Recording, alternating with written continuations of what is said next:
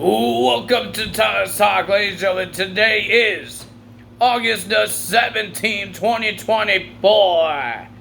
We're going to be talking about WWE SmackDown. My hair's a mess. We didn't get a lot of updates. A match got made for Bachelor of Berlin.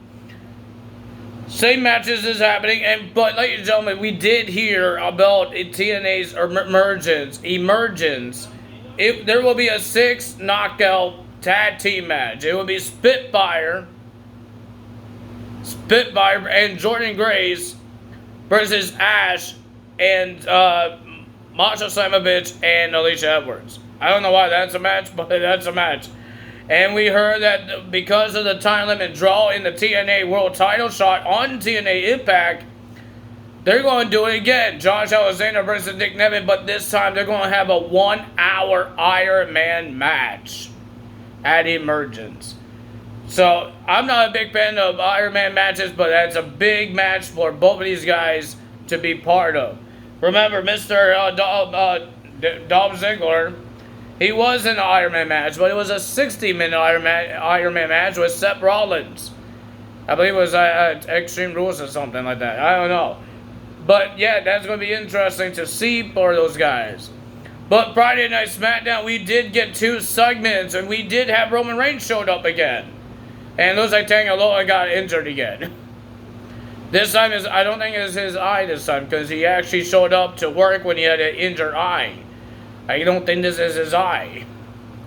I was hoping that we get to see a debut of Hikuleo or the return of Jimmy Uso. I didn't get any. But ladies and gentlemen, we did hear that Bobby Lashley and MVP is officially gone from WWE. They are not part of the active roster on their sites, on the WWE.com. They will be on the nominees thing. So, no more Bobby Lashley, no MVP, no more MVP. They're gone. They're not in WWE anymore. Let's see what they're going to be doing. Now the Street Profits just have BPAP. No more Bobby Lashley. Kind of weird still. Kind of weird. That is just those 3. But ladies and gentlemen, we have our segments here. We got Tiffany Stratton having made a celebration for Nia Jax, and was all pink and unicorns. I don't think Nia Jax liked it, and you got Pretty Deadly there to do their musical. But the big thing is that Nia Jax says she wants everybody to kneel down now. Bow down to the Queen. The Pretty Deadly did it, and she wants Tiffany Stratton to do it. And Tiffany said, "You want me to do it?" And Nia Jax said, "Yes." Yeah. But this is why Tiffany Stratton brought the Pretty Deadly to do it. And then she says, "They got a song for you." It was a horrible song.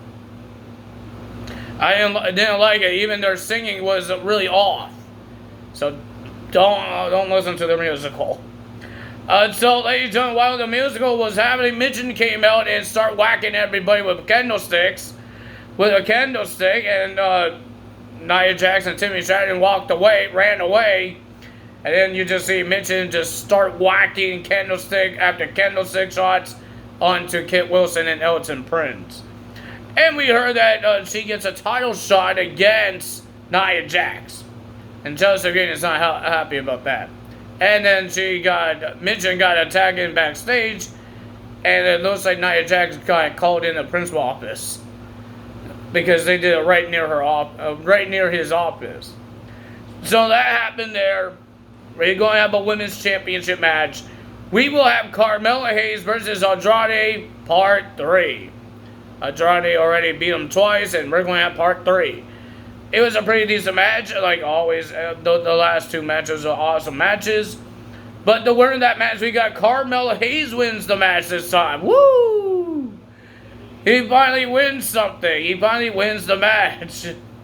Remember he had his first match against Cody Rhodes?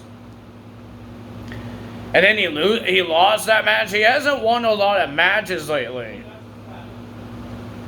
Mr. Carmelo Hayes. But he finally got this win. He beat Andrade, and he was gloating so much.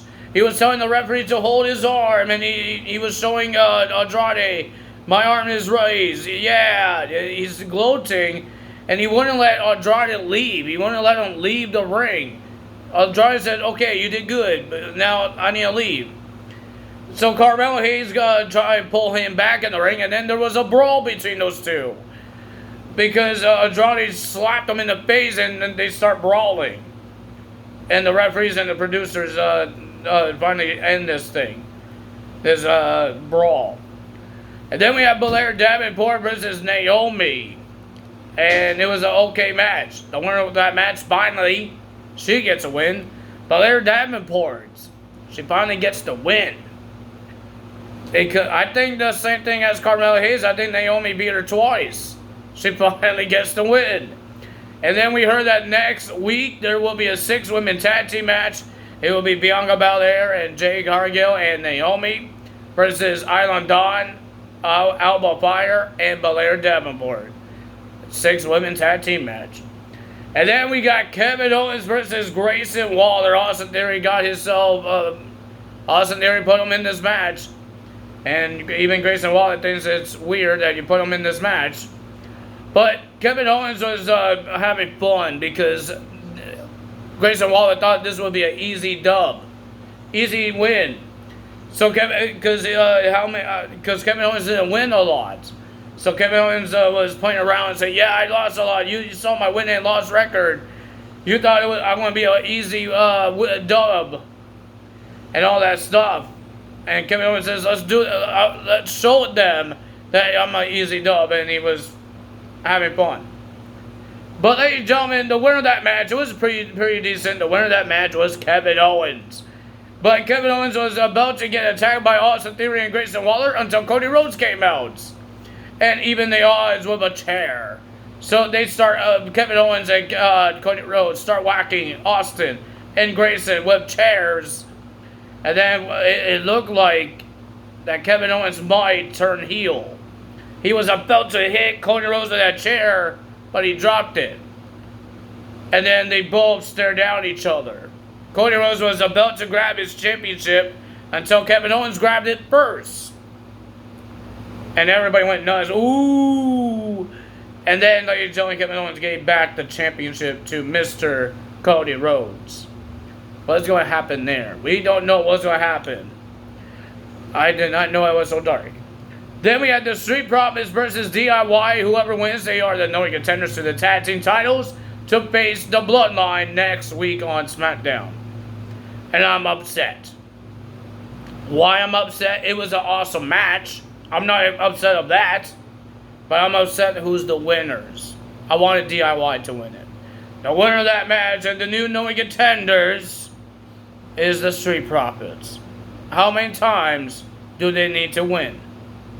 How many times do they need a shot of the tag team titles? I think I got upset when they did it the last time. And now they're doing it again. I'm hoping they lose the tag team title shots. I'm hoping. Because I believe it's going to be Bloodline versus Bloodline. And I think it's going to be Usos versus Jacob Fatu and Tama Tonga for those tag team titles. In the future.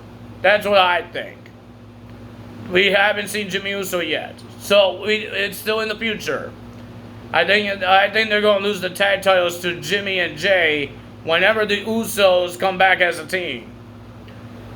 Speaking of the Bloodline, we got Solo Sikoa coming out with Tama Tonga. There was no other guys. Like I said, Tangaloa is injured and Jacob Fatu is injured with his foot injury that he got on SummerSlam.